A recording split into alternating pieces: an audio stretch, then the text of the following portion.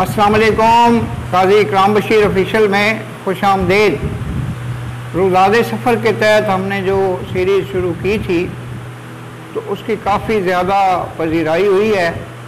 इस मौके पे मैं अपने दोस्तों को बताना चाहता हूँ कि लाहौर से जो चनियोट आमद हुई है चंद दिन पहले, तो उस रोज़ बहुत ज़्यादा तूफ़ान बादो बारां था और मोटरवे पे भी हम जब सफ़र कर रहे थे तो आंधी तूफ़ान और बारिश जो है वो बेक वक्त उन्होंने हमें घेर रखा था।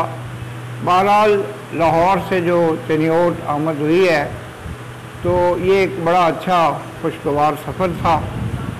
उसके बाद ये है कि जो लाहौर में मसरूफियात रहीं तो उस दौरान एक नई पार्टी IBP के नाम से, इस्तेकाम पाकिस्तान के पार्टी के नाम से कायम हुई है, जिसमें जहांगीर तरीन और अलीम खान साहब जो हैं उनका एक मेजर रोल है।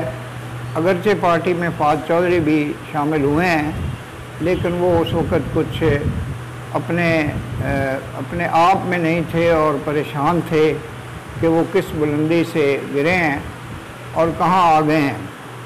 ये कहाँ आ गए हम सैर राह चलते चलते।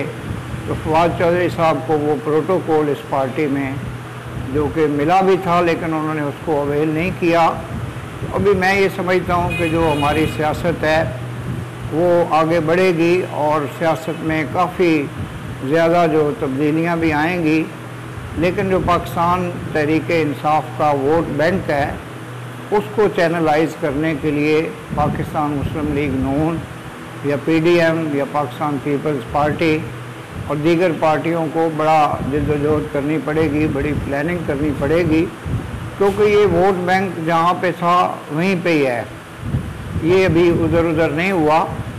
लेकिन बहरहाल जब एक क़यादत ही नहीं रहेगी, जब लीडर्स नहीं रहेंगे, जब स्पॉन्सर्स नहीं रहेंगे, जब सहूलतकार नहीं रहेंगे, जब फैसिलिटेटर्स नहीं रहेंगे, और हमने देखा है पिछले 1-1.5 माह में कि जनाब इमरान खान साहब के पास तो बड़े छुपे रुस्तम थे जिन्होंने कि इस पार्टी के सिलसिले में और इमरान खान साहब के सिलसिले में एक ऐसा कोऑपरेशन उनके साथ किया है जिसकी पाकिस्तान की 75 साल तारीख़ में मिसाल नहीं मिलती।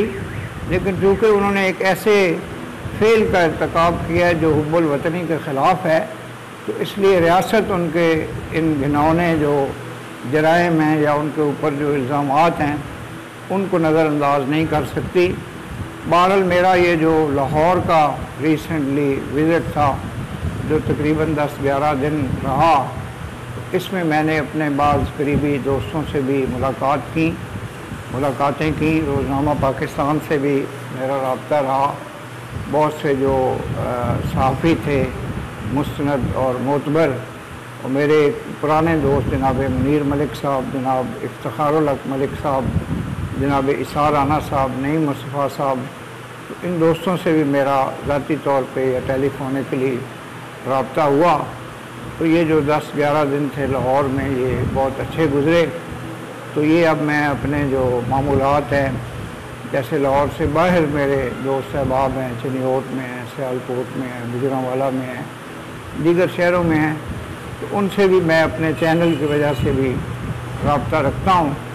और रुज़ादे सफ़र का ये जो सिलसिला है ये उनको मालूम हो जाता है कि जो आजकल जो मसरूफियात हैं वो कैसी हैं। चनियोट में जनाब शौकत अली आज़ाद, जनाब डॉक्टर खालिद यासीन, जनाब फ़याज़ अहमद अहल और दीगर दोस्तों से मेरा एक मुसलसल रब्ता रहता है, जो कि हमारे चैनल के लिए भी अच्छा है।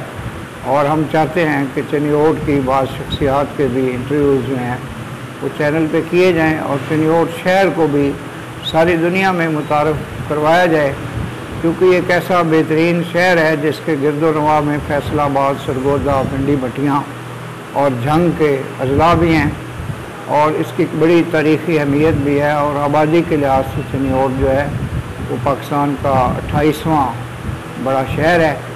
तो इंशाअल्लाह अज़ीज़ रुज़ादे सफ़र का ये सिलसिला चलता रहेगा और दोस्तों से जो है वो जो मामूलात हैं और अपने बाहम जो मालूमात हैं एक दूसरे के हाल अहवाल जो है। हाँ, इस दौरान मैं ये भी बताना चाहता था कि मेरे बाज़ दोस्त इनका ताल्लुक़ जो है वो मौलवी मिठाई शॉप से है, तो वो तमाम दोस्त जो हैं वो उम्रे की अदायगी के लिए गए हुए थे। इसी तरह मेरे एक बहुत प्यारे दोस्त शहबाज हरल साहब जो हैं वो हज के लिए तशरीफ़ ले जा चुके हैं। तो जो दोस्त उम्रा अदा करके आए हैं, 1 महीना उनका क़याम रहा सऊदी अरब में, उसमें जनाब तैर फ़ारूक साहब भी थे, एहतशाम भी थे, दीगर फ़ारूक साहब भी थे, और उसके अलावा जो अब ये हज के लिए रवाना हुए हैं, तो इन सब दोस्तों के लिए मैं नेक तमन्नाओं का इज़हार करता हूँ। और जो जाने वाले हैं, उम्मीद है वो हमें भी अपनी खुसूसी दुआओं में याद रखेंगे। मुझे भी 2018 में ये शरफ़ हासिल हुआ था कि मैंने फ़रीज़ा हज अदा किया था, और अब भी वो जो तस्वीर है खाना काबा की और मदीना मुनव्वरा की, वो मेरी आँखों में बसी हुई है, और हर वक्त अल्लाह ताला से दुआ करता रहता हूँ कि दोबारा भी मुझे ये मौका अता फ़रमाएँ। वमा अलैना इल्लल बलागुल मुबीन। आपका बेहद शुक्रिया। पाकिस्तान जिंदाबाद।